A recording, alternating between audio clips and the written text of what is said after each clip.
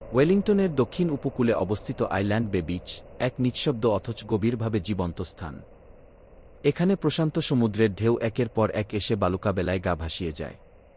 আকাশজুড়ে নীলের বিস্তার, বাতাসে হালকা লবণের গন্ধ, আর সমুদ্রের একটানা ছন্দময় শব্দ, যেন প্রকৃতির এক নিজস্ব সঙ্গীত। সমুদ্রতটের পেছনে পাহাড় মাথা উঁচু করে দাঁড়িয়ে আছে, শক্ত, নীরব, স্থির। এই মুহূর্তে হয়তো মানুষজন দেখা যাচ্ছে না, তবে এই স্থানটি স্থানীয়দের কাছে এক প্রিয় আশ্রয়। অনেকে পরিবার নিয়ে কিংবা প্রিয় কুকুর সঙ্গে করে এখানে আসেন সময় কাটাতে।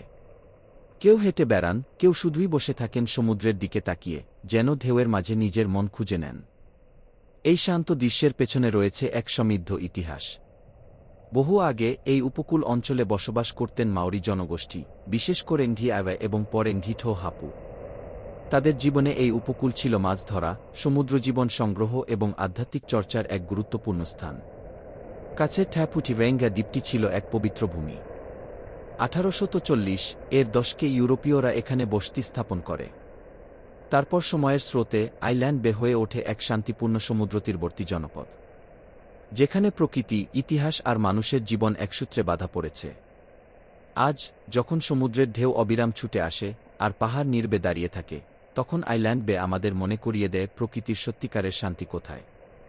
এখানে কোনো তাড়াহুড়া নেই, নেই কোনো কৃত্রিমতা, আছে শুধু বাতাসের নরম ছোঁয়া, ঢেউয়ের চিরন্তন শব্দ আর এক টুকরো বিশুদ্ধ সময়।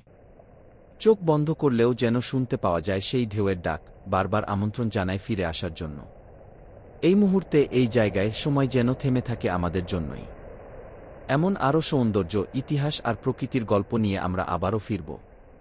নতুন নতুন ভ্রমণ, নতুন অভিজ্ঞতার ছোঁয়া পেতে আমাদের চ্যানেলের সঙ্গে থাকুন। সাবস্ক্রাইব করুন আর থাকুন আমাদের সাথে, কারণ প্রতিটি যাত্রা শুরু হয় এক নতুন গল্প দিয়ে।